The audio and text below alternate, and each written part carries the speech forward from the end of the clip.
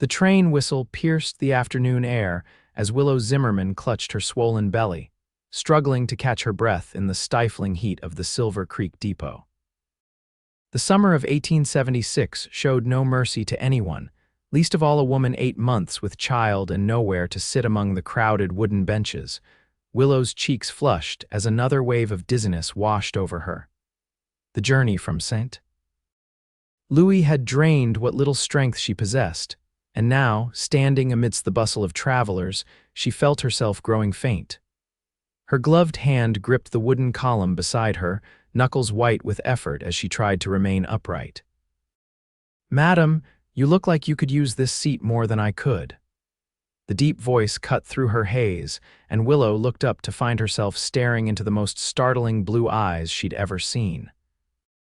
They belonged to a tall man with sun-bronzed skin and a strong jaw partially hidden beneath several days' worth of stubble. His broad shoulders were draped in a worn leather duster, and the Stetson he tipped in her direction had clearly weathered many storms.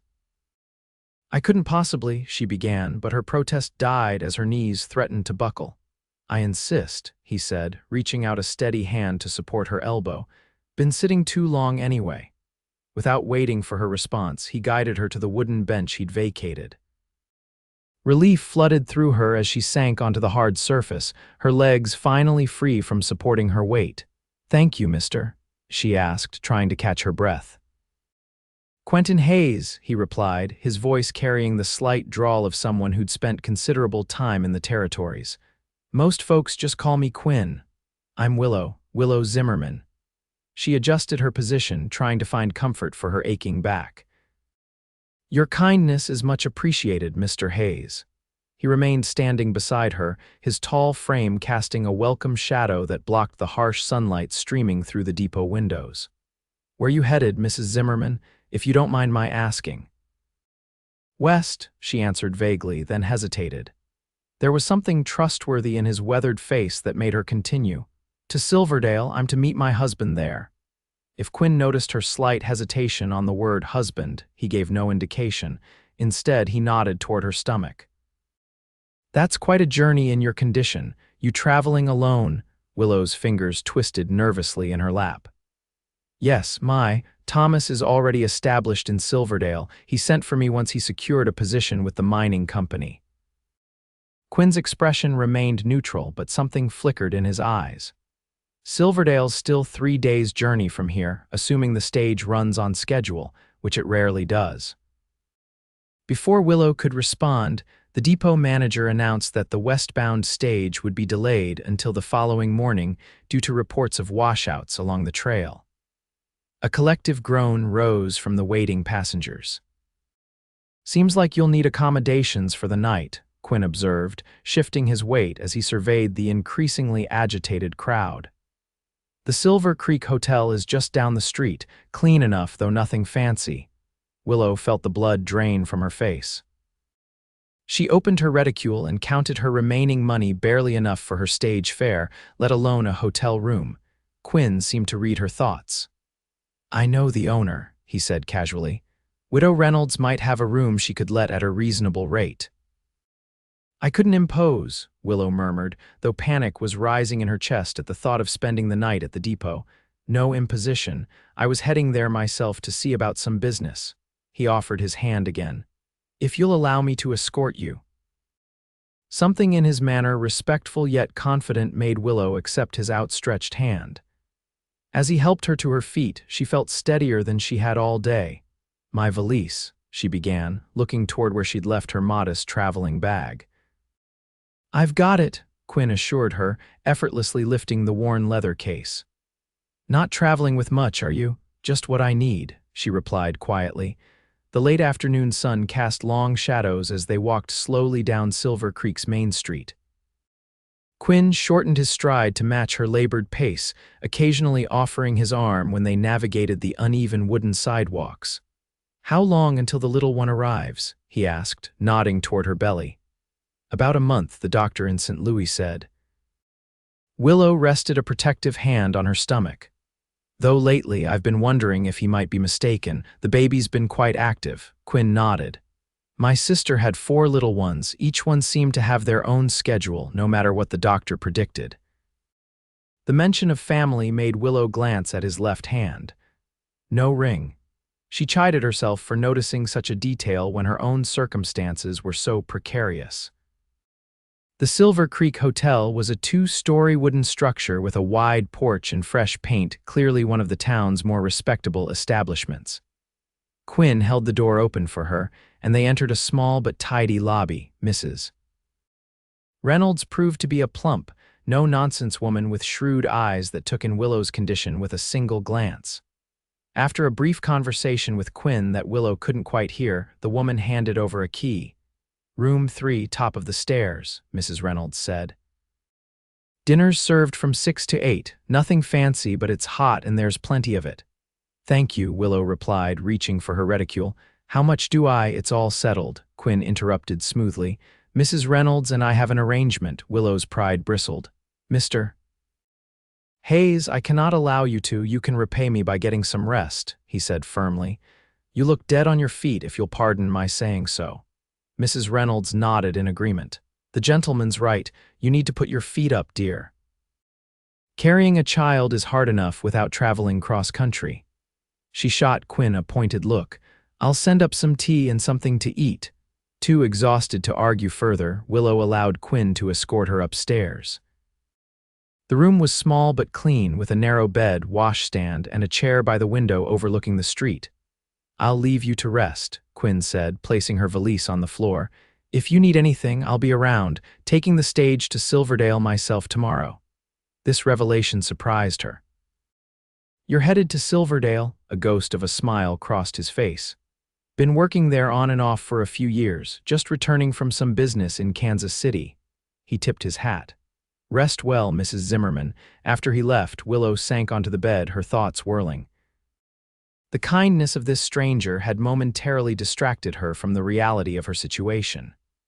As her hand rested on her swollen belly, she felt the familiar flutter of movement within. "What are we going to do?" she whispered to her unborn child. The baby kicked in response, as if to say they would face whatever came together. Mrs. Reynolds arrived shortly with a tray bearing a pot of tea, bread, cheese, and an apple. The older woman's eyes softened as she set it down. "Eat something, dear, good for you and the little one." She hesitated, then added that Mr. Hayes is a good sort, known him for years, coming and going. Never any trouble, always pays his bills and treats everyone fair. If he's looking out for you on this journey, you could do worse. Willow sipped the hot tea gratefully. "Do you know what business he has in Silverdale?" Mrs. Reynolds chuckled. "I make it a point not to pry too much into my guests' affairs, but Quinn Hayes is well known in these parts. Works as a scout for the stage company and sometimes for the army. Good with horses, better with a gun, though I've never known him to use one unless necessary." This information did little to settle Willow's nerves. The last thing she needed was to become further indebted to a man she barely knew, especially one who might cross paths with Thomas in Silverdale. Thomas. The thought of him brought a fresh wave of anxiety. The story she'd told Quinn was partially true. Thomas Blackwell had indeed gone ahead to Silverdale. What she hadn't mentioned was that he'd left St. Louis abruptly after gambling debts caught up with him, promising to send for her once he'd struck it rich. The only thing he'd sent was a terse letter 6 months later with barely enough money for her stage fare. By then, she'd discovered she was carrying his child. Her parents, respectable shopkeepers who valued their standing in the community, had given her an ultimatum. Find Thomas and make him honor his responsibilities, or never darken their doorstep again. Now, as she ate the simple meal Mrs. Reynolds had provided, Willow wondered if she'd made a terrible mistake in leaving St. Louis. But what choice did she have? Unwed mothers faced harsh judgment, and the child deserved a name, even if Thomas proved to be as unreliable a father as he had been a husband. The word stuck in her throat. Their hasty ceremony, performed by a ship's captain on the Mississippi, had seemed romantic at the time. Only later did she learn that the captain was Thomas's drinking companion, and the marriage no more legal than if they'd exchanged vows with the stable boy. Sleep came fitfully that night, with the baby restless and her mind more so. By morning, Willow had resolved to maintain her story and keep Quinn Hayes at a polite distance. The last thing she needed was complications. When she descended to the hotel dining room for breakfast, however, she found Quinn already seated at a table, deep in conversation with a grizzled older man. He rose immediately upon seeing her. "Mrs. Zimmerman, good morning. I trust you slept well." His formality in the light of day reassured her somewhat. "As well as can be expected," she replied, unconsciously rubbing her lower back. "Join us. The stage won't leave for another hour and Mrs. Reynolds makes a fine breakfast." He gestured to the empty chair at their table. The older man stood, revealing a slight stoop and a weathered face that had seen its share of hard living. "Jasper Thornton, madam, stage driver to Silverdale. Pleased to meet you, Mr. Thornton." Willow took the offered seat, surprised at how hungry she felt. "Mrs. Reynolds brought a plate piled with eggs, bacon, and biscuits without being asked. "Eat up, dear, long journey ahead."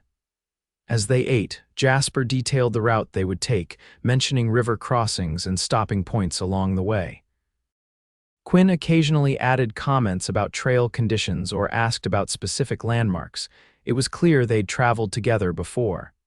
"Mrs. Zimmerman here is meeting her husband in Silverdale," Quinn mentioned casually. "Thomas, isn't it?" Willow nearly choked on her tea. "Yes, Thomas." "Zimmerman?" The lie came quickly to her lips. "He's working for the mining company." Jasper frowned slightly. "Don't recall any Zimmerman at the silver mine. New hire, perhaps?" "Very recent," Willow murmured, focusing on her plate. Quinn's eyes lingered on her face for a moment before he changed the subject. "Jasper, how's that new team of horses working out?" The conversation shifted to safer topics, and soon it was time to board the stage. Quinn insisted on carrying Willow's valise and helped her negotiate the step up into the coach. To her surprise, the stage was nearly empty, just an elderly couple heading to visit their son in a settlement beyond Silverdale, and a young man who introduced himself as a schoolteacher taking up a position in the growing mining town. "Light passenger load today," Jasper called down from the driver's seat. "Means more room to stretch out." Quinn settled into the seat opposite Willow, his long legs angled carefully to avoid crowding her. The stage lurched forward, beginning the first leg of their 3-day journey. The old couple, the Petersons, proved to be chatty traveling companions, regaling them with stories of their 40 years of marriage and the adventures they'd had moving progressively westward as the frontier expanded. The schoolteacher, Edward Mills, was making his first trip west of the Mississippi and peppered Quinn with questions about Indian territories and wildlife. Quinn answered patiently, occasionally meeting Willow's gaze with a slight smile that suggested he found the young man's enthusiasm amusing, but didn't want to dampen it. His knowledge of the territory was impressive, and Willow found herself drawn into the conversation despite her intention to keep her distance. "Is it true that Silverdale has grown so quickly because of the mine?" she asked during a lull in the conversation. Quinn nodded. 3 years ago, it was hardly more than a camp. Now there's a proper street, businesses even talk of building a schoolhouse." He nodded toward Edward, "which is why they're bringing in teachers." "And a church?" Mrs. Peterson asked. "Can't have a proper town without a church." "Got that too," Quinn confirmed. "Though the preacher only comes through once a month, rest of the time the building serves as meeting hall and schoolhouse." "And the mining company runs everything?" Willow pressed, thinking of Thomas's vague letter. Something flickered in Quinn's eyes.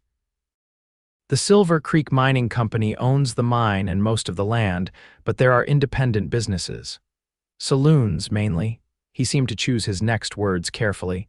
"It's still a rough place in some ways. Not the sort of town where I'd expect to find a woman in your condition without proper arrangements." His subtle questioning made Willow uncomfortable. "As I said, my husband is established there." Quinn held her gaze for a moment longer than necessary. "Of course." The first day's travel passed without incident, though the jolting of the stage took its toll on Willow's body.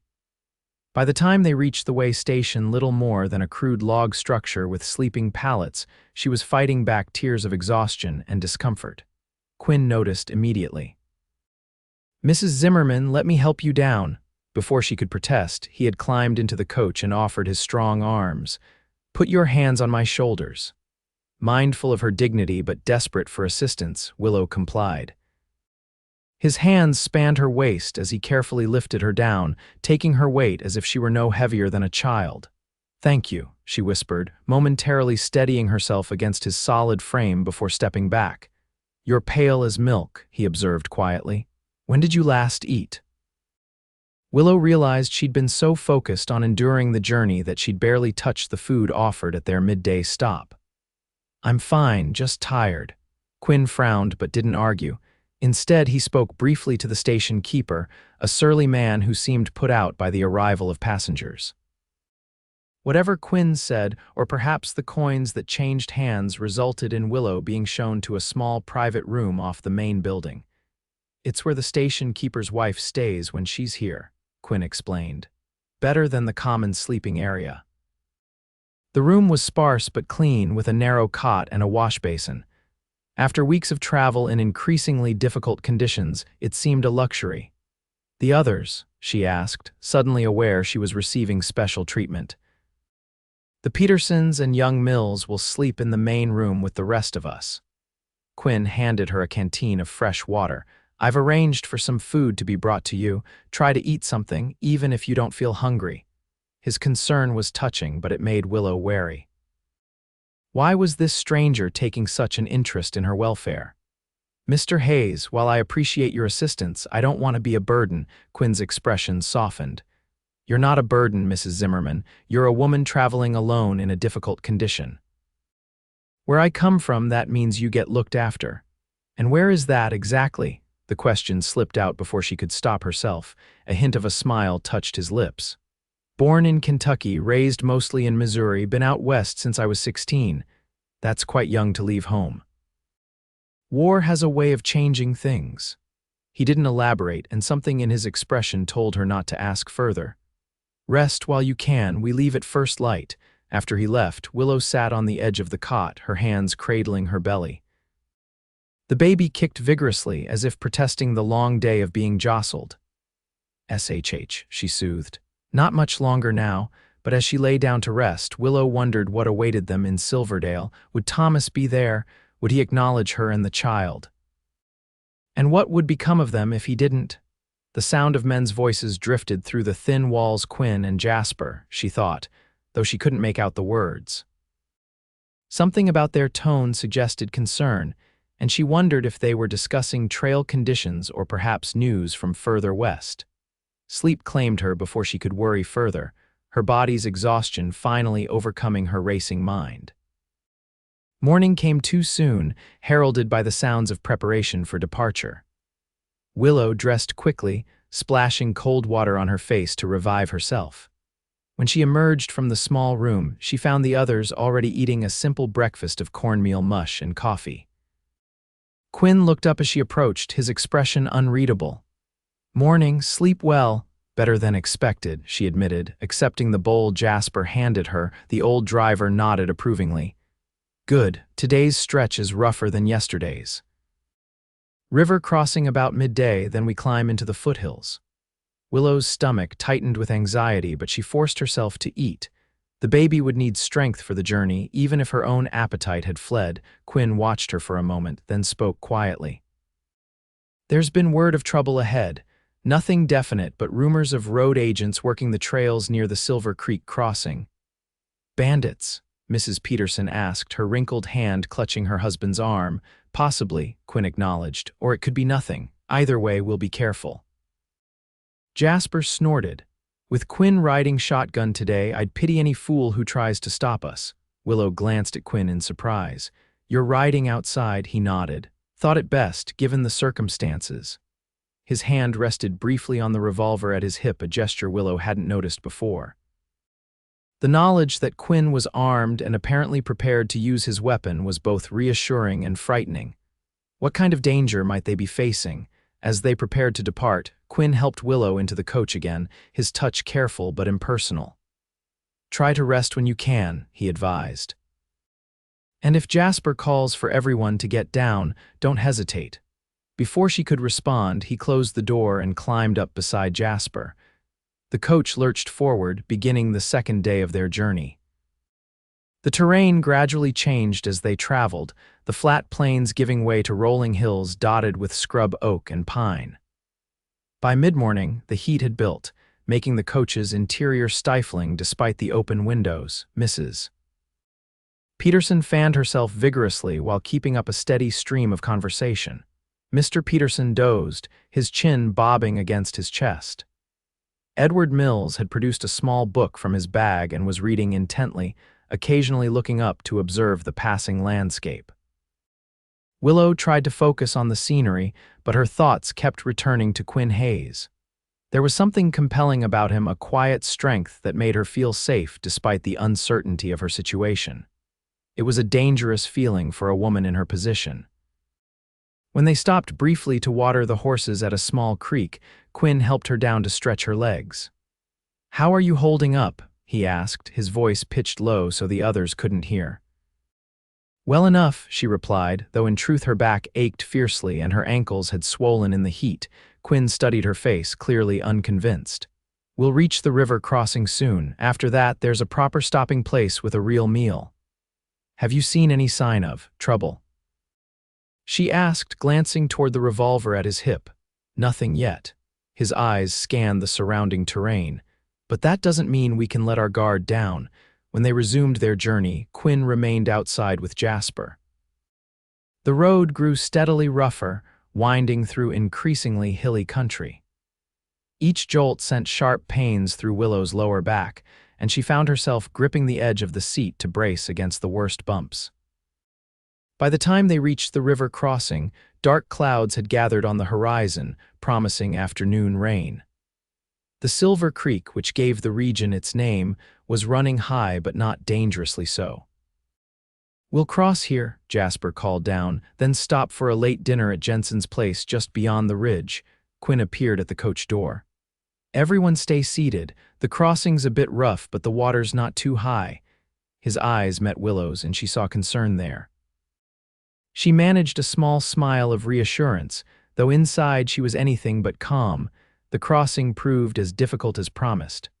Water splashed up through the floorboards as the horses struggled against the current. Twice the coach lurched alarmingly, drawing gasps from Mrs. Peterson. Willow closed her eyes, one hand braced against the side of the coach, the other protectively covering her belly.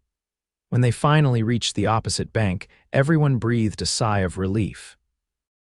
The coach climbed slowly up a muddy incline, then continued along a narrow trail that wound through stands of pine.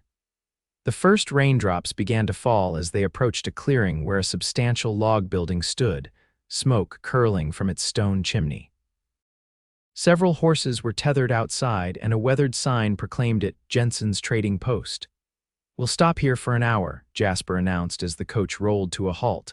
"Good food, and Jensen always has news of the trail ahead." Quinn helped everyone down, saving Willow for last.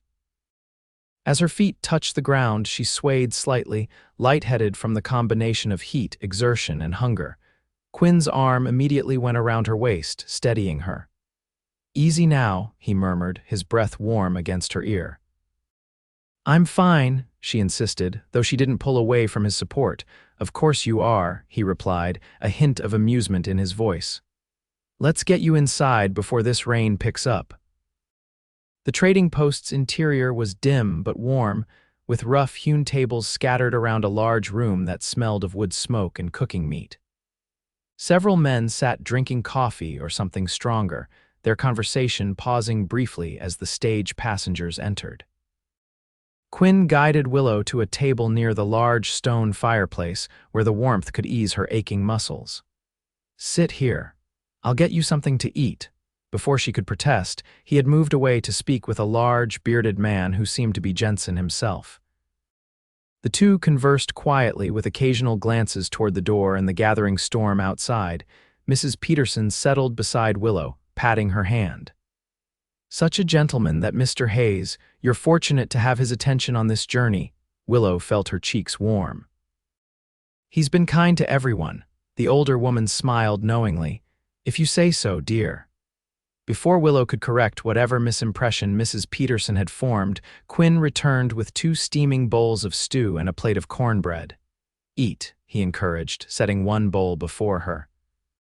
Jensen's wife makes the best venison stew this side of the mountains. The rich aroma made Willow's stomach growl audibly, and she realized how hungry she was. The stew was indeed delicious tender meat, potatoes, and carrots in a savory broth. She ate with more appetite than she'd felt in days. Quinn watched her with satisfaction. Good to see you eating properly. It's wonderful, she admitted between bites. I hadn't realized how hungry I was. He broke off a piece of cornbread and handed it to her. The baby needs the strength, and so do you. His casual mention of her condition, something most men avoided discussing, caught her off guard. There was no embarrassment in his manner, just practical concern. Have you been around many expectant mothers, Mr. Hayes? She asked, curiosity overcoming her usual reserve. A shadow crossed his face. My sister, as I mentioned, and others here and there. He took a bite of his own stew, then added, my mother was a midwife back in Kentucky. I learned early not to be squeamish about such matters. This glimpse into his past intrigued her. Is your mother still practicing? She passed during the war, he said simply. Fever took her while caring for wounded soldiers. I'm sorry, Willow said softly. Quinn shrugged, though his eyes betrayed deeper emotion. It was a long time ago. They ate in companionable silence for a few minutes. Outside, the rain had intensified, drumming against the trading post's roof. Will this delay our journey? Willow asked, nodding toward the windows where water streamed down the glass. Possibly. Quinn's expression grew serious. Jasper and Jensen are discussing the trail conditions now. The last stretch to tonight's stop is steep in places. Mudslides aren't uncommon when it rains this hard. The thought of being stranded at the trading post made Willow anxious. But we must continue. I need to reach Silverdale. Quinn studied her face. Your husband expecting you on a particular day? The question was innocent enough, but something in his tone made Willow wonder if he suspected her story wasn't entirely truthful. He knows only that I'm coming. The exact date wasn't certain. Then perhaps it's better to wait until the weather clears rather than risk the trail. Quinn glanced toward where Jasper and Jensen were still deep in conversation, especially given your condition. Before Willow could argue further, the trading post's door burst open, admitting a gust of wind and rain along with 2 men whose drenched appearance suggested they'd been riding hard through the storm. Jensen greeted them with raised eyebrows. Matthews, Turner. Didn't expect to see you boys heading east. The taller of the 2 men shook water from his hat. Change of plans. Bridge at Elk Canyon washed out this morning. Trails completely blocked. This news caused a stir among the patrons. Elk Canyon lay directly on the route to Silverdale. Jasper made his way to their table, his weathered face grim. Bad news, folks. Seems we won't be making it to Silverdale tomorrow as planned. Mrs. Peterson clutched her husband's arm. But our son is expecting us. Can't be helped, madam, Jasper replied. Unless we want to risk the coach and everyone in it trying to find another way around. Quinn leaned forward. How long to clear the bridge? The second newcomer snorted. Week at least, assuming the rain stops soon, which doesn't look likely. Willow felt panic rising in her chest. A week's delay would mean her child might be born on the trail or worse, here at this remote trading post. And what little money she had wouldn't stretch to cover a week's lodging and meals. Quinn seemed to read her thoughts. There's another way, he said quietly to Jasper. The old trapper's trail through Eagle Pass, Jasper frowned. That's hardly a proper road, certainly not for a stagecoach. Not for the coach, no, Quinn agreed, but for riders who know the way, 2 days at most, even with the rain. The 2 men looked at each other, some unspoken communication passing between them. Finally, Jasper nodded. Might work for some, not everyone, mind you. Willow felt Quinn's eyes on her. Mrs. Zimmerman needs to reach Silverdale, he said simply. Jasper's bushy eyebrows rose. You suggesting taking a woman in her condition over Eagle Pass? That's rough country, Quinn. I've guided women and children through worse, Quinn replied, and staying here indefinitely isn't an option for her. Their discussion of her as if she weren't present finally broke through Willow's shock. I'm capable of making my own decisions, gentlemen, she said firmly. What exactly are you proposing, Mr. Hayes? Quinn turned to her, his expression serious. I can guide you to Silverdale on horseback, following a trail that bypasses Elk Canyon. It would be difficult 2 days of hard riding through country that's not for the faint-hearted, but if reaching Silverdale quickly is essential, it's the only option. Horseback. Willow repeated, her hand automatically going to her stomach. In my condition, we'd take it slow, rest when needed. I know every stream and shelter along the way. His eyes held her steadily. I wouldn't suggest it if I didn't believe you could manage it. Willow's mind raced. The thought of riding through wilderness with a man she barely knew was frightening. Yet the alternative, being stranded for who knew how long, her meager funds dwindling, was worse. What about the others? She asked, glancing toward the Petersons and Edward Mills. They can wait for the bridge to be repaired, Quinn said. The stage company will cover their lodging here. But not mine, Willow guessed. Quinn's silence confirmed her suspicion. The company's obligation extended only to regular service disruptions, not special arrangements for passengers with unique needs. If I may, Edward Mills interjected, having listened to the conversation with increasing interest, I'd be willing to accompany you both. Safety in numbers, after all. Quinn assessed the young schoolteacher with a skeptical eye. Have you ever ridden through mountain country, Mr. Mills? Well, no, Edward admitted, but I'm a quick learner. This isn't the time for learning, Quinn replied bluntly. One inexperienced rider is challenge enough. Edward flushed but didn't argue further. Mrs. Peterson leaned over to pat Willow's hand. If Mr. Hayes says he can get you there safely, I'd trust him, dear. My Henry and I will be fine waiting here. Willow looked from the kind old woman to Quinn's steady gaze. Everything in her upbringing warned against placing herself so completely in the care of a man she hardly knew. Yet something in Quinn's demeanor, a quiet competence, an unassuming strength, made her believe he could indeed deliver her safely to Silverdale, and what awaited her there. Thomas might not even be in Silverdale anymore. He might have moved on, following the next opportunity or fleeing the latest debt. But Silverdale represented her only hope of finding him, of securing legitimacy for her child. How soon could we leave? She asked Quinn. Relief flickered across his face. First light tomorrow if the rain lets up. We'll need supplies, horses. Jensen can help with that. And the cost? Willow forced herself to ask, though she dreaded the answer. Quinn waved away the question. Let's worry about getting you to Silverdale first. Mr. Hayes, she began firmly. I cannot accept charity. It's not charity, he interrupted. It's a debt to be settled when circumstances allow. I don't leave people stranded, Mrs. Zimmerman, especially not women expecting children. His tone brooked no argument, and frankly, Willow had no alternative to offer. She nodded slowly. Then I accept your offer, Mr. Hayes, and I will repay you, I promise. Quinn's smile was brief but genuine. I don't doubt it. He rose from the table. Rest here while I make arrangements. Jensen's wife will show you to a room when you're ready. After he left, Mrs. Peterson gave Willow a knowing look. That man has taken quite an interest in your welfare, my dear. He's simply being kind, Willow protested, though she felt her cheeks warming again. The older woman mused. In 50 years of watching people, I've learned to recognize when a man sees something special in a woman, and that Mr. Hayes definitely sees something in you.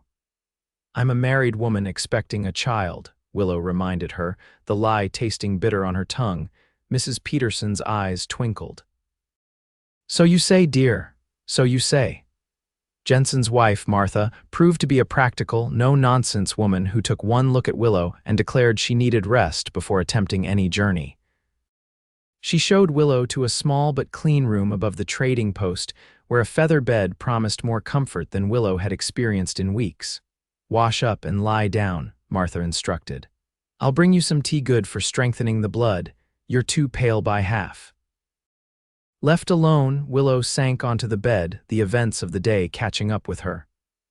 What was she doing, agreeing to travel through wilderness with Quinn Hayes?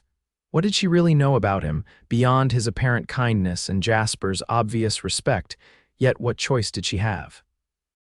Her money wouldn't last a week at the trading post, and by then, the baby might come. At least in Silverdale, she might find Thomas, or if not, perhaps work and lodging suitable for a woman with a child. The thought of facing life as an unwed mother in a mining town filled her with dread, but Willow had always been practical. One step at a time, she told herself. First, reach Silverdale, then find Thomas or make new plans. Martha returned with a steaming cup of herbal tea and a plate of biscuits. Drink this, eat something, then sleep, she ordered. Quinn says you'll leave at dawn if the rain stops. Do you know Mr. Hayes well? Willow couldn't help asking as she accepted the tea. Martha's weathered face softened slightly. Known him for years. He passes through every few months, sometimes guiding travelers, sometimes on business of his own. She hesitated, then added, lost his wife and child during the war. Fever, same as took his mother, hit him hard, didn't speak more than necessary for years after. Willow absorbed this information with surprise. Quinn had been married, had a child. His kindness toward her took on new meaning with this knowledge. He's a good man, Martha continued. Honest, capable, not many I'd trust more in rough country. She gave Willow a shrewd look. You could do worse for a traveling companion. With that enigmatic comment, Martha left Willow to her tea and thoughts. The rain continued through the evening, drumming steadily on the roof. Willow slept fitfully, waking often to the baby's movements or to analyze again the decision she'd made. By the time gray dawn light filtered through her window, she had resigned herself to the journey ahead, whatever it might bring. A soft knock at her door announced Martha, bearing a simple breakfast of porridge and dried fruit. Rain stopped, the older woman announced. Quinn's getting the horses ready. Said to tell you to dress warm, the pass will be cold even this time of year. Willow nodded, suddenly too nervous to speak. The reality of what lay ahead, days of horseback riding through wilderness in her condition, struck her anew. Martha seemed to sense her fear. Quinn knows what he's doing, she said firmly. Trust him, do as he says, and you'll reach Silverdale safely. After eating what she could, Willow dressed in her warmest clothes, a wool dress, thick stockings, and the sturdy boots she'd purchased in St. Louis. Her cloak was lightweight, designed more for propriety than warmth, but it was all she had. When she descended to the trading post's main room, she found Quinn deep in conversation with Jensen, examining a rough map spread on the counter. He looked up as she approached, his expression softening slightly. Good morning. Sleep well? Well enough, she replied, not wanting to admit how her fears had kept her awake. Quinn nodded toward the map. I've been reviewing our route with Jensen. The recent rains will make some parts challenging, but there are alternatives if needed. Jensen rolled up the map and handed it to Quinn. Take this. It's more detailed than yours, especially around Eagle Pass. Quinn tucked it into his saddlebag, then turned to Willow. Jensen's wife has packed provisions for 3 days. Water shouldn't be a problem with all the streams running high. His matter-of-fact approach helped calm Willow's nerves. This was simply a journey to be undertaken, a problem to be solved, not a desperate gamble with her future.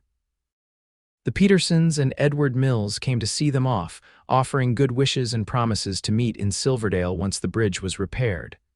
Jasper shook Quinn's hand solemnly. Take care of her, the old driver said quietly with a nod toward Willow. You know I will, Quinn replied. Martha approached Willow with a bundle wrapped in oilcloth. Extra food, she explained. And some herbs raspberry leaf tea for when you need strengthening. Steep it in hot water. Thank you, Willow said, genuinely touched by the woman's thoughtfulness. Martha nodded briskly. Just deliver that baby safely in Silverdale, not on some mountainside. That'll be thanks enough.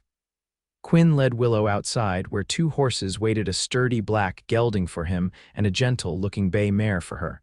A packhorse loaded with supplies was tethered nearby. Can you mount on your own? Quinn asked, adjusting the mare's stirrup. Willow eyed the distance to the saddle doubtfully. I'm not sure. Without comment, Quinn positioned himself beside the mare, making a stirrup of his interlaced fingers. Step here and I'll boost you up. With his help, Willow settled into the saddle, arranging her skirts as modestly as possible. Quinn handed her the reins, then checked that her feet were secure in the stirrups. "The mare's name is Daisy," he told her. "She's steady and sure-footed. Just give her a gentle nudge to start, pull back lightly to stop." Willow nodded, trying to project more confidence than she felt. It had been years since she'd ridden, and never in her current condition. Quinn mounted his own horse with practiced ease, then secured the packhorse's lead to his saddle. "Ready," drawing a deep breath, Willow straightened her spine. "Ready." With a farewell wave to those gathered outside the trading post, they set off, following a narrow trail that led north into the hills. The morning air was cool and fresh after the rain, scented with pine and wet earth. Birds called from the trees around them, and once a deer bounded across the path ahead. Quinn set an easy pace, frequently glancing back to check on Willow. For the first hour, they rode mostly in silence, Willow concentrating on staying balanced in the saddle while accommodating her unwieldy body. "How are you doing?" Quinn asked when they paused to rest the horses beside a small stream.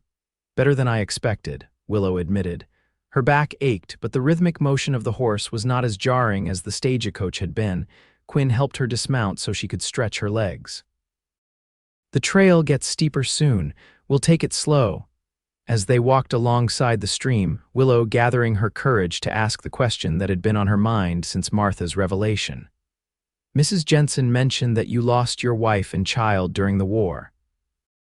Quinn stiffened almost imperceptibly, then nodded. "Yes. I'm very sorry," Willow said quietly. "I lost my parents recently as well, not to death, but—" She trailed off, realizing she'd nearly revealed too much. Quinn's gaze was searching. Estrangement can be its own kind of loss. His perception unsettled her. "Yes, it can." They stood in silence for a moment, the stream gurgling beside them before Quinn spoke again. "Rebecca, my wife, was visiting her family in Tennessee when the fever came through. Our daughter was just 2.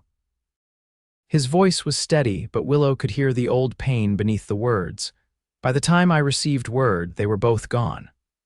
"I can't imagine," Willow murmured, instinctively placing a protective hand on her belly.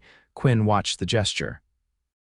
"No one should have to face such things alone," he said quietly. Something in his tone made Willow wonder if he was speaking of his past loss or her current situation. Before she could respond, he turned back toward the horses. "We should continue if we want to reach shelter before dark." The trail indeed grew steeper as the morning progressed, winding through pine forests and across rocky slopes. Quinn frequently dismounted to lead both horses through particularly difficult stretches, ensuring Willow's safety. By midday, they had climbed high enough to see the vast expanse of country behind them, rolling hills giving way to the plains they'd crossed by stagecoach. Ahead loomed the higher peaks of the mountain range that separated them from Silverdale. They stopped for a simple meal of jerky, hard bread, and dried apples beside a mountain spring. Willow's muscles protested as she eased herself down from the saddle, and she couldn't suppress a small groan of discomfort. Quinn was at her side immediately. "What is it, the baby?" "Just stiffness," she assured him, rubbing her lower back. He studied her with concern. "We can rest longer if needed."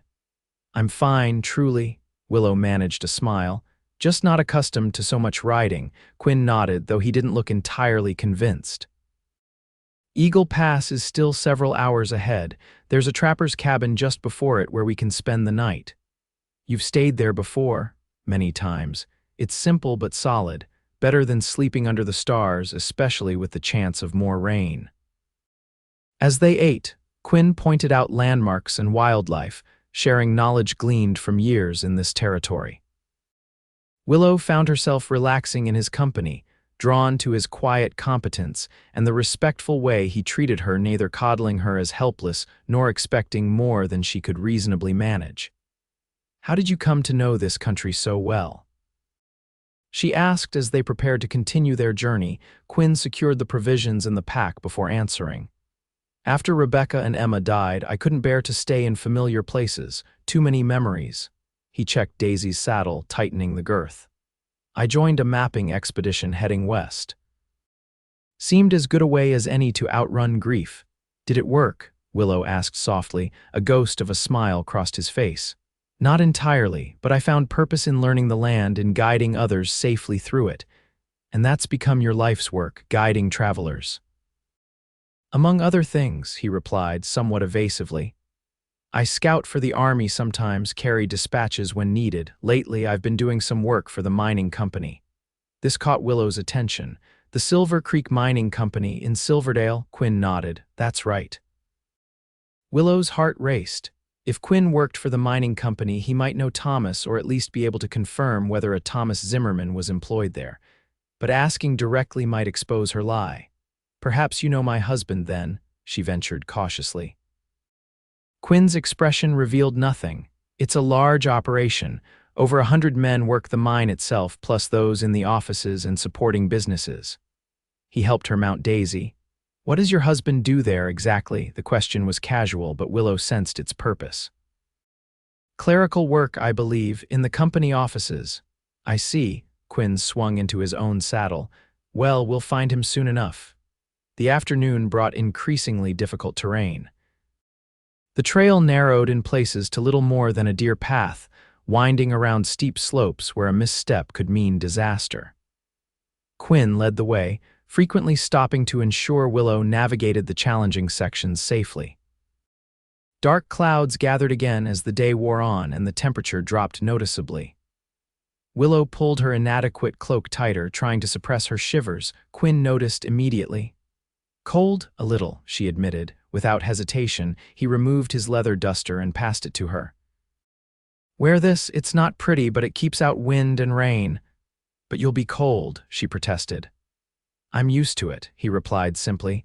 The coat was still warm from his body when she slipped it on, and it carried his scent leather, wood smoke, and something uniquely him. It enveloped her completely, providing immediate relief from the biting wind.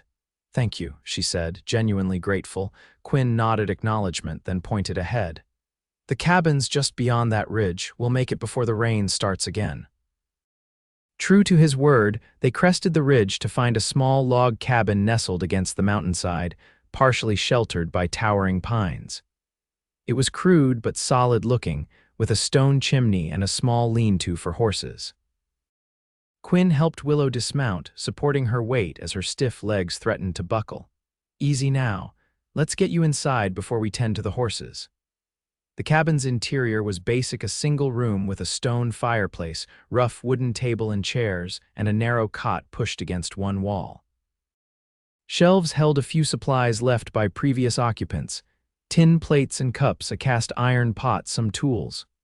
Not exactly the Silver Creek Hotel, Quinn commented wryly as he helped Willow to a chair. It's perfect, she replied sincerely. After hours on horseback, any shelter seemed luxurious. Rest here while I see to the horses and gather firewood. There should be enough daylight left. While Quinn worked outside, Willow explored the cabin more thoroughly. Someone had swept it recently, and though dusty, it was cleaner than she'd expected. A stack of furs in one corner could serve as additional bedding, and a small box beneath the cot contained candles and matches. By the time Quinn returned with an armload of firewood, Willow had brushed dust from the table and arranged their provisions for the evening meal. She'd also found a broom and done her best to make the space more habitable. Quinn raised an eyebrow at her efforts. You didn't need to do that. I wanted to help, she replied simply. He nodded in acknowledgement, then set about building a fire. Soon, warmth and light filled the small space, making it almost cozy.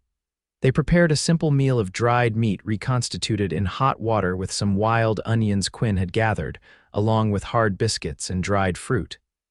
It wasn't fancy, but hot food after a long day's journey was welcome. As they ate, the predicted rain arrived, pattering on the cabin's roof and intensifying to a steady downpour. Quinn looked satisfied. Good timing. The horses are sheltered, we're dry, and we've made better progress than I expected. How much farther to Silverdale? Willow asked.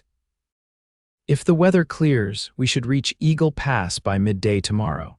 From there, it's mostly downhill to the valley where Silverdale sits. We could arrive by nightfall. The thought that she might be in Silverdale, might find Thomas in just over 24 hours, filled Willow with equal parts hope and anxiety. What if he wasn't there?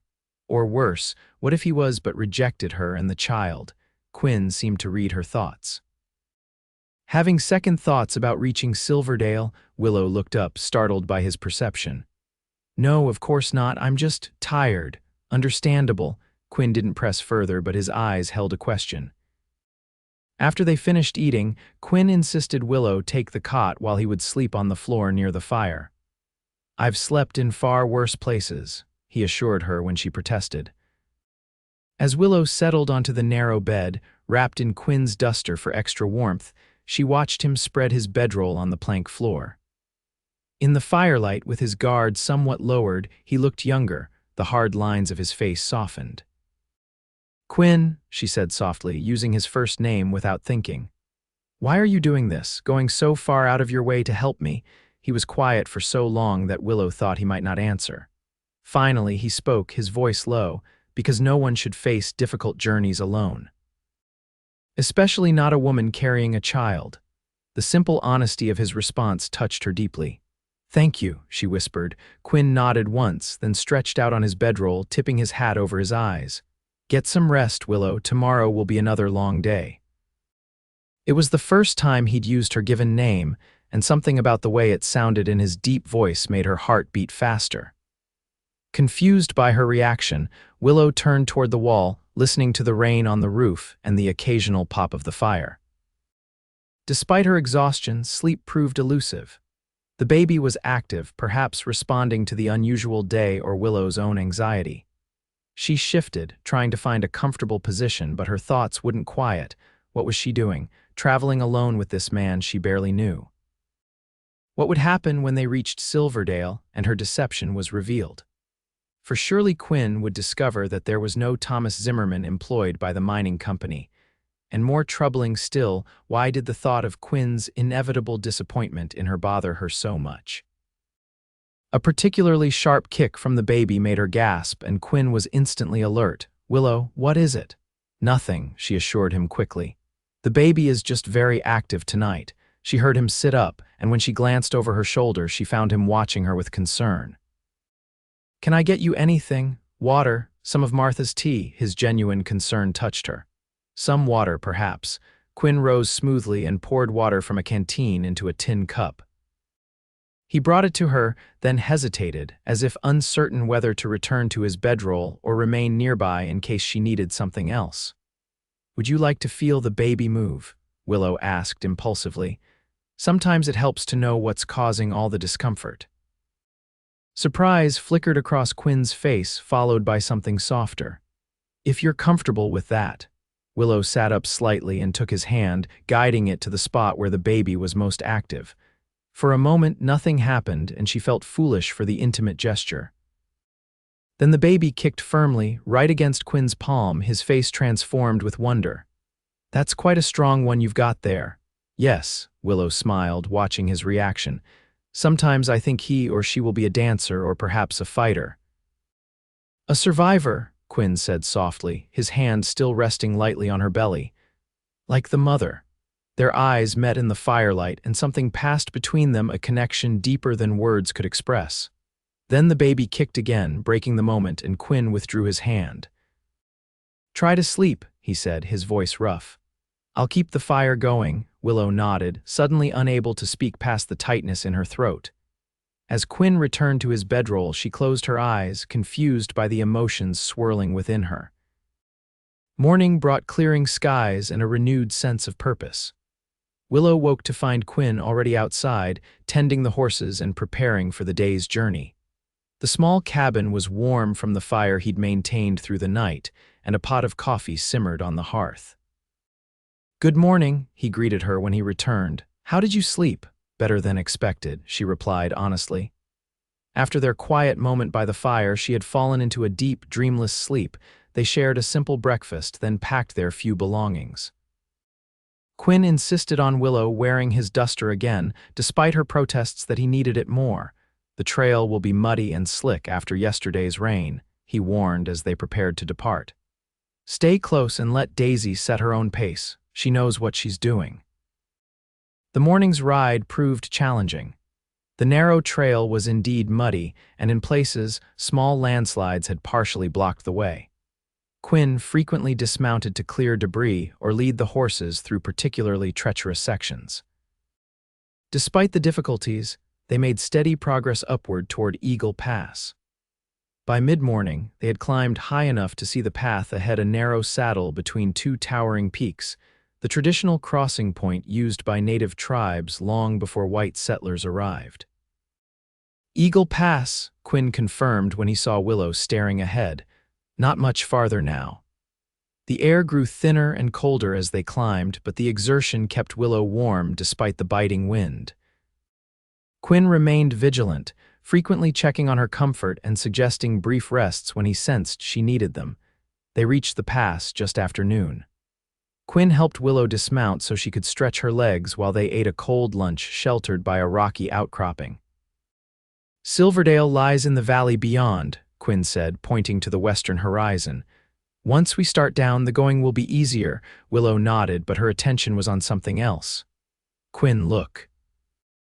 She pointed to where a magnificent golden eagle soared above the pass, riding the wind currents with barely a wingbeat. Quinn smiled. "That's why they call it Eagle Pass. The birds nest in these cliffs. Some say they're guardians of the mountain, watching over travelers."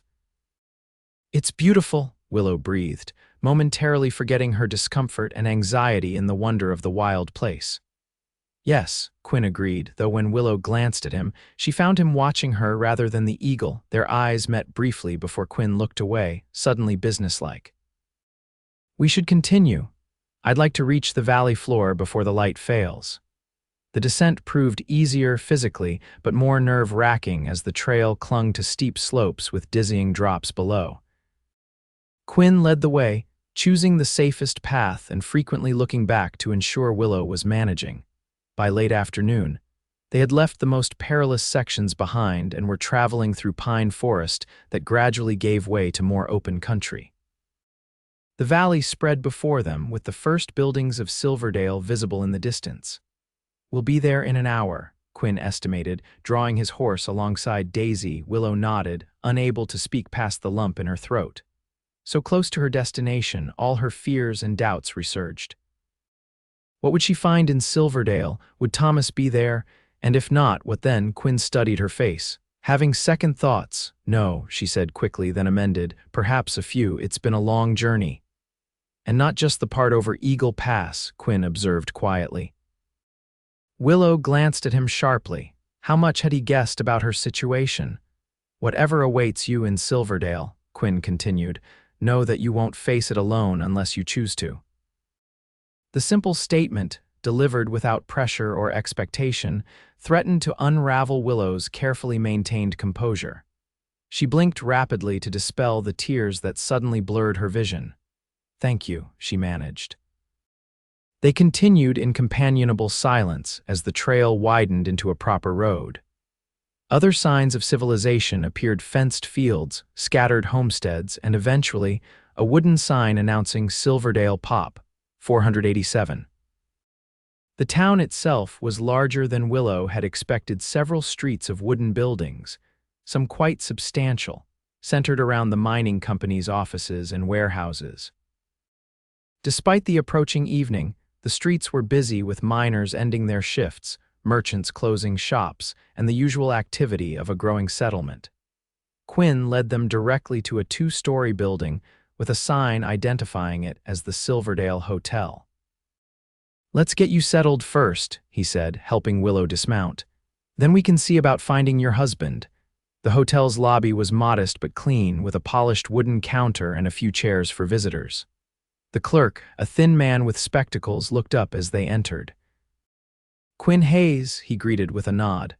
"Back from Kansas City already? Had to take the long way around, Jacob. Elk Canyon Bridge is out." Quinn guided Willow forward. "We need a room for Mrs. Zimmerman. She's just arrived to join her husband." Jacob consulted his register. "Zimmerman. Don't believe we have anyone by that name staying with us." Willow's heart sank, though she'd half expected this. "He works for the mining company," she offered. "Perhaps he has other accommodations." "Could be," Jacob agreed. Many company men stay in the boarding houses closer to the mine. He pushed the register toward Willow. In any case, we have rooms available. How long will you be staying, madam? Willow hesitated, uncertain how to answer. How long would it take to find Thomas or to confirm he wasn't in Silverdale at all? Quinn stepped in smoothly. Let's start with 3 days. We can extend if needed. Jacob nodded and quoted a rate that made Willow wince internally. 3 days would nearly deplete her remaining funds. I'll handle it, Quinn said quietly, seeing her expression. No, Willow protested. You've done more than enough already. I can manage. Quinn held her gaze steadily. Consider it an advance. You can repay me when you're settled. Before she could argue further, he placed coins on the counter. Jacob swept them up efficiently and handed Willow a key.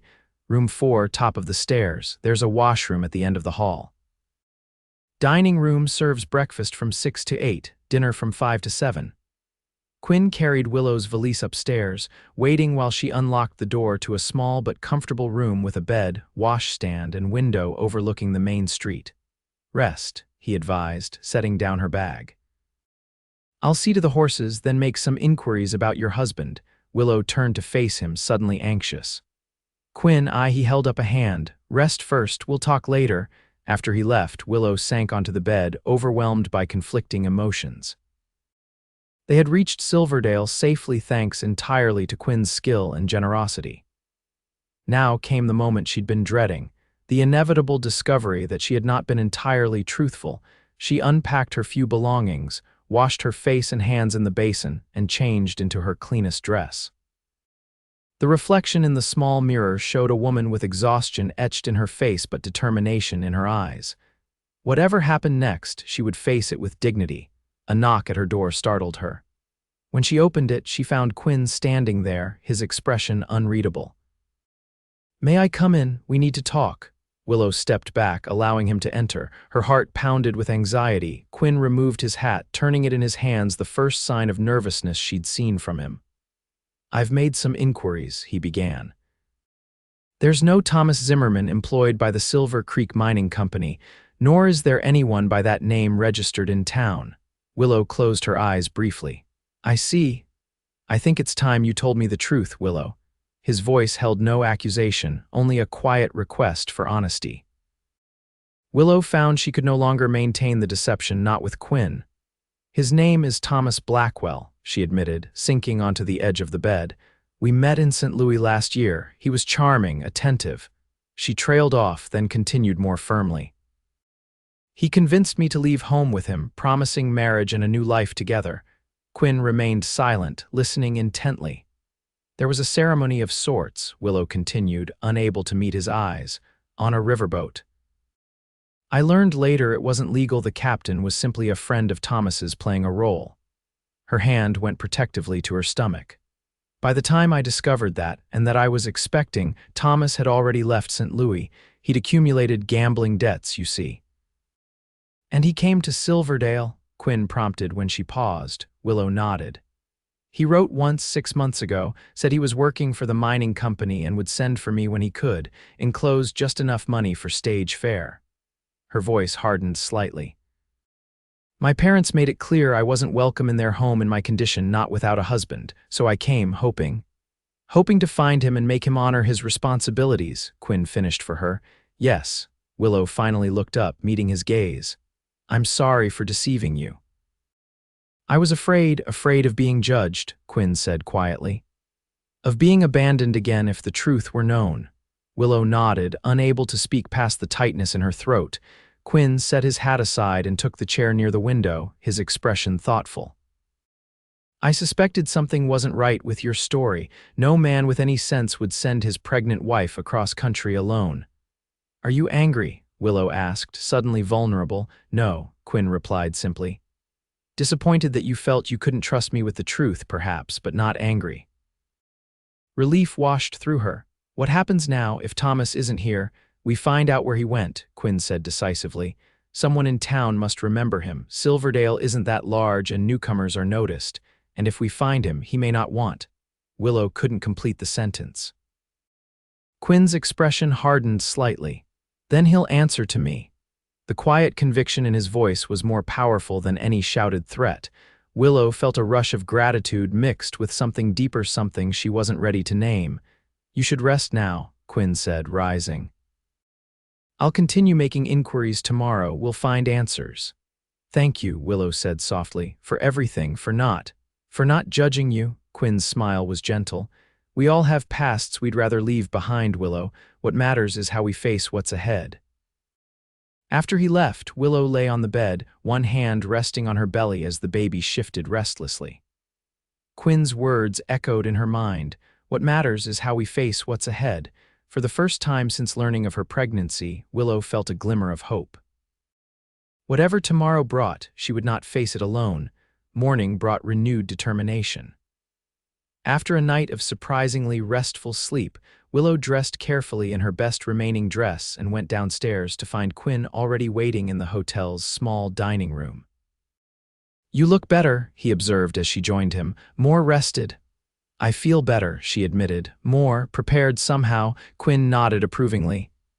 "I've already spoken with several people this morning. No one seems to recall a Thomas Blackwell specifically, but the mining company has had considerable turnover in the past year.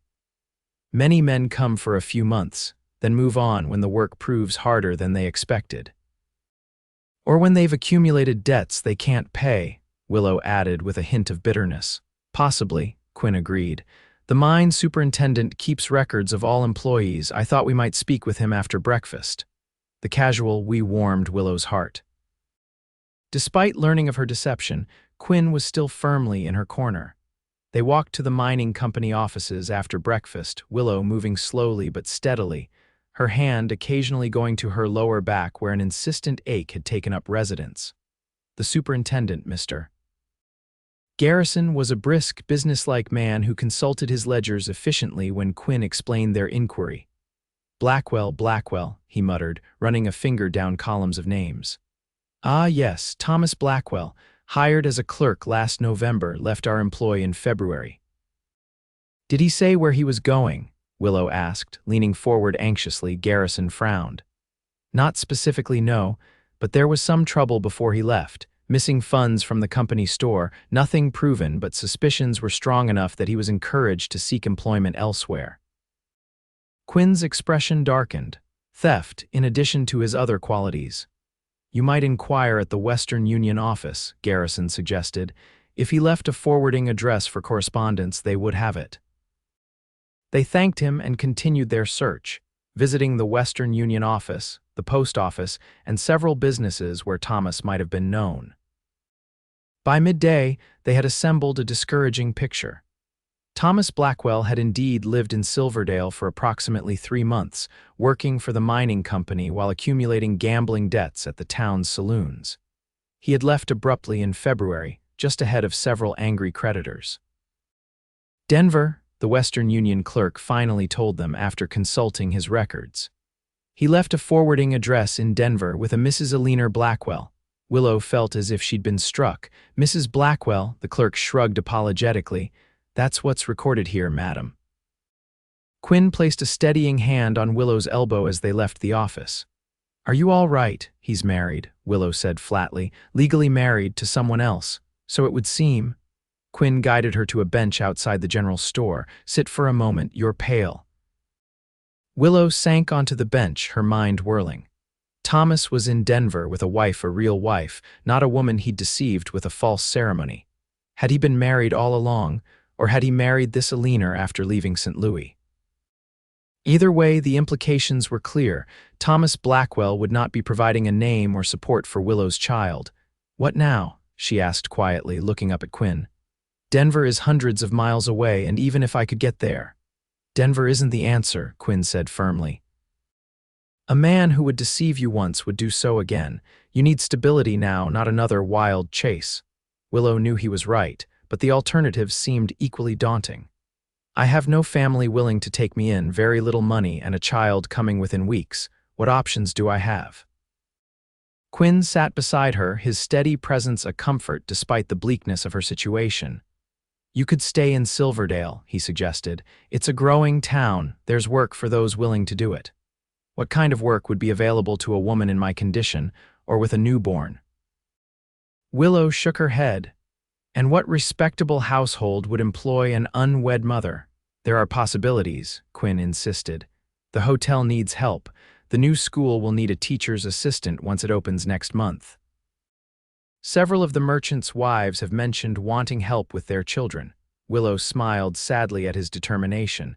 You make it sound so simple. Not simple, Quinn admitted, but possible, and you wouldn't be alone. The implication hung in the air between them. Willow studied his face, the strong lines, the steady blue eyes that had been her anchor through this journey. Could she really build a life here with this man's support? Quinn, she began hesitantly, I appreciate everything you've done, but I can't expect you to take responsibility for my situation. You have your own life, your own work. Yes, I do, he agreed, and I'm suggesting that you might be part of it. Willow's breath caught. What are you saying? Quinn took her hand, his weathered fingers gentle against hers. I'm saying that I admire your courage and determination, that I believe you deserve better than what fate has dealt you so far, and that I would be honored to help you build a new life here for yourself and your child. As what? Your charity case. Willow's pride bristled despite the warmth his words kindled. No, Quinn said firmly. As a woman I've come to care for, as someone I'd like to know better if you're willing. The honesty in his expression took Willow's breath away. We barely know each other, she protested weakly. A hint of a smile touched Quinn's lips. I've known people for years and understood them less than I understand you after our journey together. Willow couldn't deny the connection that had formed between them, a bond forged through shared hardship and unexpected kindness. What would people say? A respectable man taking up with a woman in my situation. People will always talk, Quinn said dismissively. What matters is what's true. And what's true is that I believe we could build something good together if given the chance. His words resonated with a conviction that calmed Willow's fears. Still, practicality demanded consideration. The baby comes first, she said firmly. Any arrangement between us would have to honor that. Of course, Quinn agreed immediately. I would never ask otherwise. A sharp pain interrupted their conversation, making Willow gasp and clutch her belly. Quinn was instantly alert. What is it, the baby? I think so, Willow admitted, breathing through the discomfort. I've been having pains on and off since morning, but that one was stronger. Concern flooded Quinn's face. We need to get you back to the hotel. Can you walk? Willow nodded, allowing him to help her to her feet. It's probably just false labor, the doctor insisted.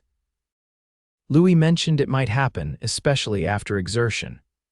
Despite her reassurance, Quinn insisted on supporting her as they walked slowly back to the hotel. By the time they reached her room, another pain had come and gone, stronger than the first. I'm getting the doctor, Quinn decided, helping her to the bed. It's too early, Willow protested. The baby isn't due for weeks. Babies have their own schedules, Quinn reminded her, echoing his earlier comment about his sister's children. Rest, I'll be back as quickly as I can. After he left, Willow tried to remain calm, focusing on her breathing as the pains continued to come at irregular intervals.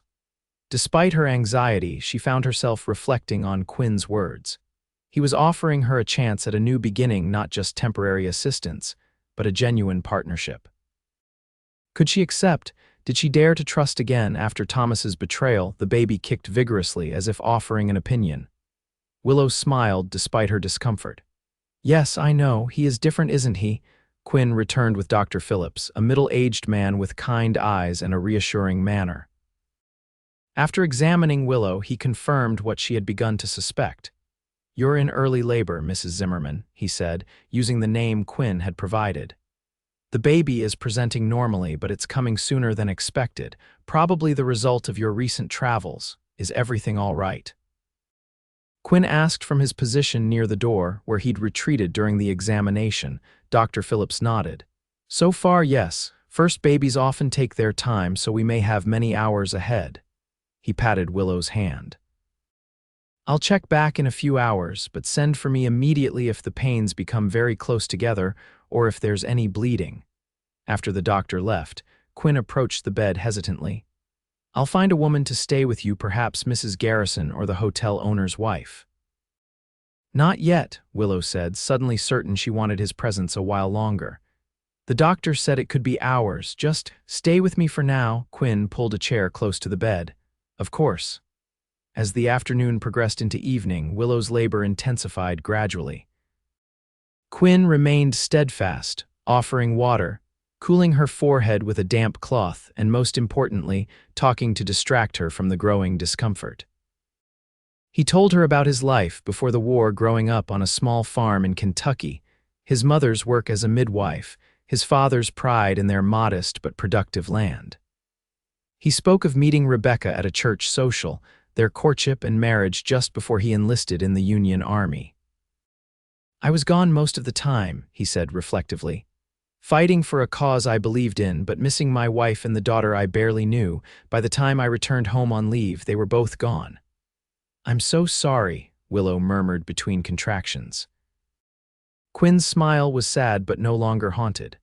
"For years, I blamed myself for not being there, for putting duty above family. It took a long time to find peace with that choice." "And have you found peace?" Willow asked, genuinely wanting to know. Quinn considered the question. "I've found purpose," he said finally, "in helping others navigate difficult terrain, both the physical landscape and the challenges life brings." He took her hand gently. "But true peace, I think that might be found in building something new, something meaningful." His eyes held hers, and Willow understood he was talking about more than just his own journey. He was offering her a vision of their possible future together. Before she could respond, a particularly strong contraction seized her, forcing a cry from her lips. Quinn called immediately for the doctor, and the next hours passed in a blur of increasing pain and focused effort. Dr. Phillips returned, as did a local midwife, Martha Simmons, whom Quinn had located. Quinn reluctantly withdrew to the hotel hallway, pacing as Willow's labor progressed into full intensity. Just before midnight, as a summer storm raged outside, Willow Zimmerman brought her daughter into the world, a healthy, lusty, lunged baby girl with a shock of dark hair and a determined expression that reminded the midwife of a little fighter. When Quinn was finally allowed to enter the room, he found Willow propped up in bed, exhausted but radiant, cradling a small bundle wrapped in clean white linen. "Quinn," she said softly, "meet Elizabeth Rebecca Zimmerman." The middle name, his late wife's name, brought unexpected tears to Quinn's eyes. "She's beautiful," he said, approaching cautiously. "Like her mother." Willow smiled tiredly. "Would you like to hold her?"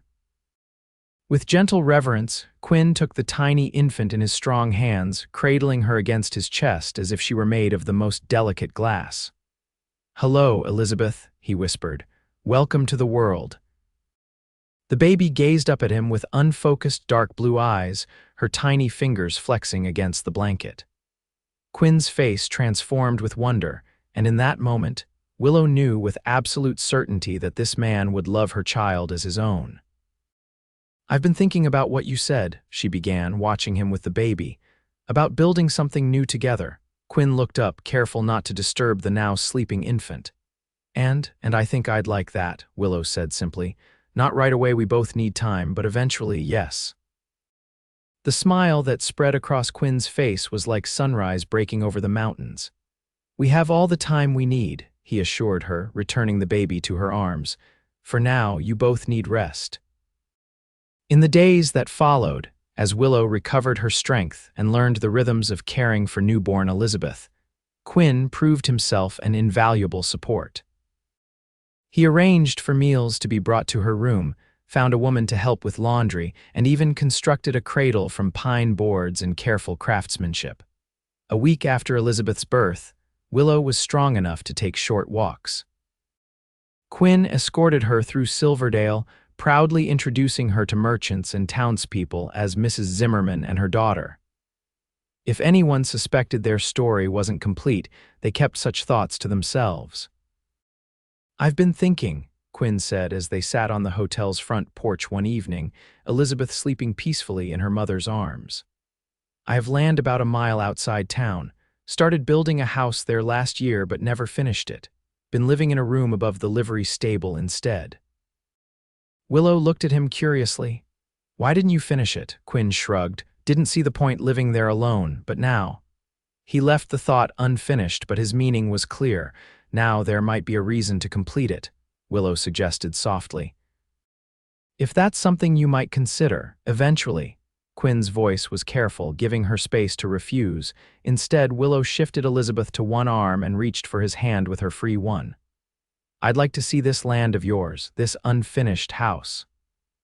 The following day, Quinn borrowed a wagon with a canvas cover to protect Willow and the baby from the sun. The journey to his property took less than half an hour, winding through pine forest before emerging onto a rolling meadow backed by mountains. It's beautiful, Willow breathed as they crested a small rise to reveal a clearing where a partially constructed cabin stood. Pine trees surrounded it on three sides, while the fourth opened to a view of distant peaks and the valley where Silverdale nestled. The creek runs year-round, Quinn pointed out, helping her down from the wagon. Good water, soils rich enough for a garden, plenty of game in the woods. The cabin itself was more substantial than Willow had expected, a solid foundation and frame, with walls partially completed and a roof that needed finishing. Inside, a stone fireplace dominated one wall, and windows were positioned to capture both morning and afternoon light. It needs work, Quinn acknowledged, watching her reaction, but it could be a good home, room for Elizabeth to grow, maybe for other children someday. The casual mention of a shared future made Willow's heart skip. She looked around the space, seeing not what was missing, but what could be. A table where they would share meals, a rocking chair by the fire, beds for children not yet born. When could you finish it? She asked, turning to face him. Quinn's expression brightened at her implicit acceptance. Before winter, easily, sooner with help. I know men in town who'd be willing to work for fair wages. And in the meantime, I've spoken with Mrs. Reynolds at the hotel. She's offered you a position helping with the accounts and correspondence work you could do even with a newborn, and I can continue staying above the livery stable until the house is ready, Willow finished for him. And then, Quinn took her hands in his expression earnest.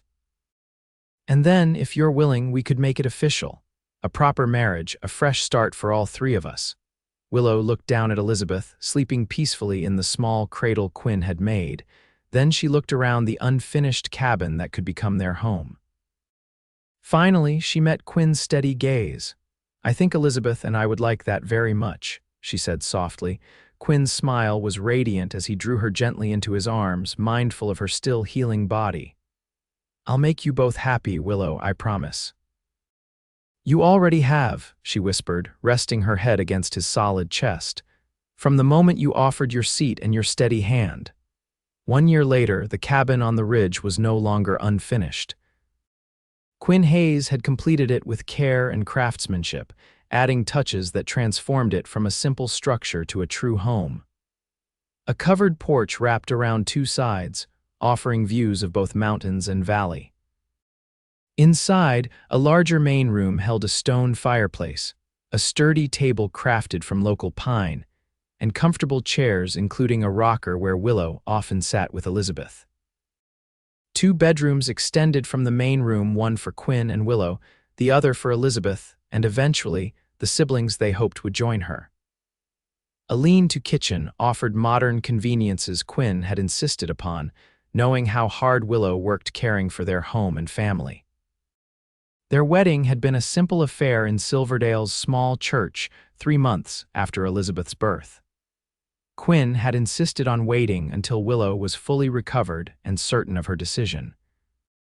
The entire town turned out to witness the union of the respected scout and the young mother whose arrival had caused such speculation. Now, as summer once again warmed the mountains, Willow sat on the porch, watching Quinn play with Elizabeth in the meadow. At 1 year old, their daughter was taking her first tentative steps, lunging from her father's hands toward a colorful butterfly with delighted squeals. Willow's hand rested on her stomach, where another child had just begun to make its presence known. She hadn't told Quinn yet, waiting for the perfect moment to share the news. Perhaps tonight, when Elizabeth was asleep and they had the peaceful evening hours to themselves, their life wasn't without challenges. Quinn's work still took him away, occasionally guiding travelers or carrying dispatches, though he'd reduced such journeys to the minimum necessary for their financial security. Willow had continued working for Mrs. Reynolds until Elizabeth's birth, then had taken on bookkeeping for several Silverdale merchants' work she could do at home with the baby nearby. They were building a good life, step by careful step. A life neither had imagined possible during their darkest days. Quinn looked up, catching Willow's gaze across the meadow. His smile, so rare when they'd first met, now a familiar gift, warmed her through. He scooped Elizabeth into his arms and headed toward the porch. "I think someone's ready for her afternoon nap," he said, handing the sleepy toddler to Willow. "She's had quite an adventure with Papa," Willow observed, brushing a dark curl from Elizabeth's forehead. Quinn sat beside them on the porch swing he'd hung as a surprise for Willow's birthday. Every day's an adventure with this little one. As Elizabeth drifted to sleep in her mother's arms, Quinn placed his arm around Willow's shoulders, drawing her close. "Happy?" he asked softly. Willow leaned into his embrace, treasuring the security and love she'd found with this steady, honorable man. "More than I ever thought possible," she replied truthfully. Later, when Elizabeth was tucked into her small bed and the evening shadows lengthened across the meadow, Willow would tell Quinn about the new life growing within her. She would watch his face transform with joy and wonder, just as it had when he'd first held Elizabeth. They would plan and dream together, their future unfolding with possibilities neither had dared hope for before that fateful day at the Silver Creek Depot. But for now, in this peaceful moment, Willow was content to sit beside the man who had offered not just his seat and his steady hand, but his heart and his name. The journey that had begun in desperation had led to something precious beyond measure, a true partnership, a family built on choice rather than obligation, and a love that had grown from the smallest seed of kindness into something strong and enduring. As the sun set behind the mountains, painting the sky in shades of gold and crimson, Willow knew with absolute certainty that she had found her home not just in this place, but in Quinn's unwavering love and in the family they were building together, one day at a time.